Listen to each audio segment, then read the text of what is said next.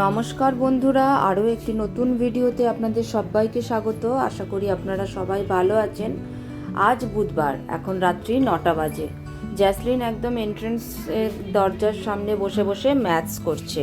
কিছুক্ষণ আগে ড্যাডির কাছে অনলাইন 7টা থেকে 8টা পর্যন্ত এসএসটি সাবজেক্টটা পড়েছে। তো মাঝখানে একটু ব্রেক দিয়েছিলাম। আমি রান্না করছি, রান্না তো করতেই হবে।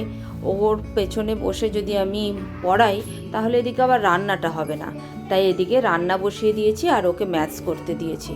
যেহেতু রান্না করছি, ফ্যান বন্ধ, তাই জন্য ওকে এন্ট্রেন্স গেটের সামনে বেশ একটা ফুরফুরে হাওয়া দিচ্ছে, ওখানে ওই জন্য বসিয়ে দিয়েছি। আর এদিকে দেখুন, আবার আমি এই বেসিনের কর্নারটা অন্যভাবে সাজালাম।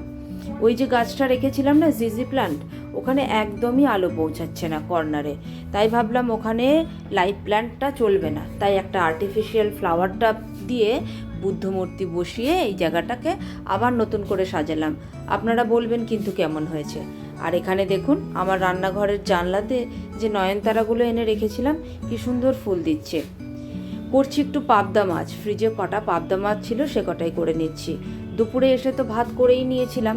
পাবদা মাছ মা বলেছে একদম ঢেকে ভাজবি, ভীষণ ফাটে কিন্তু, তাই জন্যই খুব সাবধানে ওগুলো ভাজছি। মাঝে মাঝে জ্যাসলিনকেও দেখে নিচ্ছি কেমন কি করছে অঙ্ক টঙ্ক। এখন ওদের স্কুলে লসাগু গসাগু করার পর এখন শেখাচ্ছে সরল, তাই ওগুলো একটুখানি দেখিয়ে দিচ্ছি। আর ওই যে কাপড় শুকানোর র্যাকটা কিনেছিলাম না, এই দেখুন এইখানে রেখেছি। বেশ সুবিধা হচ্ছে জানেন তো, রাত্রির মধ্যেই সমস্ত জামা কাপড় শুকিয়ে যাচ্ছে, বাইরেও দিতে হচ্ছে না, আর কোনো টেনশনও নেই যে বৃষ্টি আসলে ভিজে যাবে, বাড়ি না থাকলে কে তুলবে, কোনো ঝামেলা নেই। প্রতিদিনের জামা কাপড় অল্প অল্প করে ধুয়ে কেচেও নিতে পারছি, একসাথে ডাম্প করে রেখে দিতে হচ্ছে না। তো এটা বেশ সুবিধা হয়েছে। তো এখানে এসে জ্যাসলিনকে দেখি সে পেন ঠুকে যাচ্ছে। ওরে পেন কেন ঠুকছিস? এবছর থেকে তো নতুন পেনে লেখা শুরু হয়েছে, ক্লাস 5 বলে কথা। খাতার অবস্থা তো দেখার মতো নেই, যেহেতু নতুন পেনে লিখছে, খুবই কাটাকুটি। তো পেন ঠুকে ঠুকে তো আর কালি বেরোয় না, পেনটাকে তো চেঞ্জ করতে হবে, পেন শেষ হয়ে গেছে, তাই বললাম চেঞ্জ করে নে।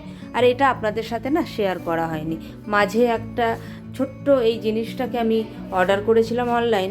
এটা ধূপদানি বা ক্যান্ডেলও দিয়ে রাখতে পারেন, ভীষণ দেখতে সুন্দর, সাদার মধ্যে ছোট্ট মতো টেবিলে থাকবে, ভালো লাগবে। তো চলুন রান্নাটা করে নিই, ঝটপট করে নিয়ে জ্যাসলিনকে খেতে দিয়ে আমিও খেয়ে নেব।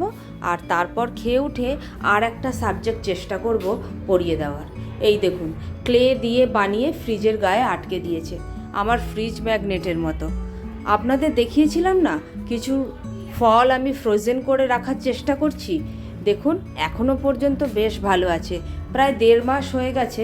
এখানে এটা হচ্ছে কালোজাম আর আম আর সবেদা, এই 3টে ফলই আমি ফ্রোজেনের চেষ্টা করছি হেক্টর আসা পর্যন্ত যদি টিকে যায় খুব ভালো হবে। বিদেশে তো প্রায় দেখি ওরা ফ্রোজেন সমস্ত কিছুই খায়, যদিও ওদের টেকনিক আলাদা, আমি একটু ঘরোয়া অনুযায়ী করলাম। এখানে আবার জ্যাসলিনের জন্য কালকে সকালের টিফিনটাও করে রেডি করে রাখছি।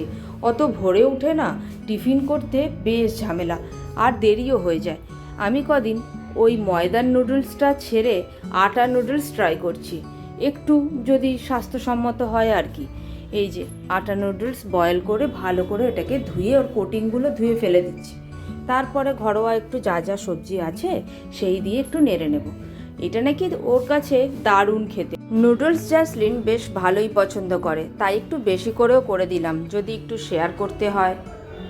চলুন, নুডলসটাও রেডি হয়ে গেছে, এদিকে মাছের ঝোলও রেডি। ঘড়িতে বাজছে 10টা। আমরা ডিনার সেরে নিয়ে বাকি খাবার দাবার যেটুকু বাঁচবে সেগুলো আমরা ফ্রিজে রেখে দিয়ে তারপর আরেকটা সাবজেক্ট নিয়ে যতটা হয় একটু পড়ে নেব, নিয়ে শুয়ে পড়ব। কালকে সকালে আবার স্কুল। এইভাবেই চলছে আমাদের জীবন, একা হাতে যতটুকু পারছি এইভাবেই করে সামলাচ্ছি। হেক্টরও ওখান থেকে যতটা পারছে চেষ্টা করছে, এইভাবেই দেখি কতটা কি হয়।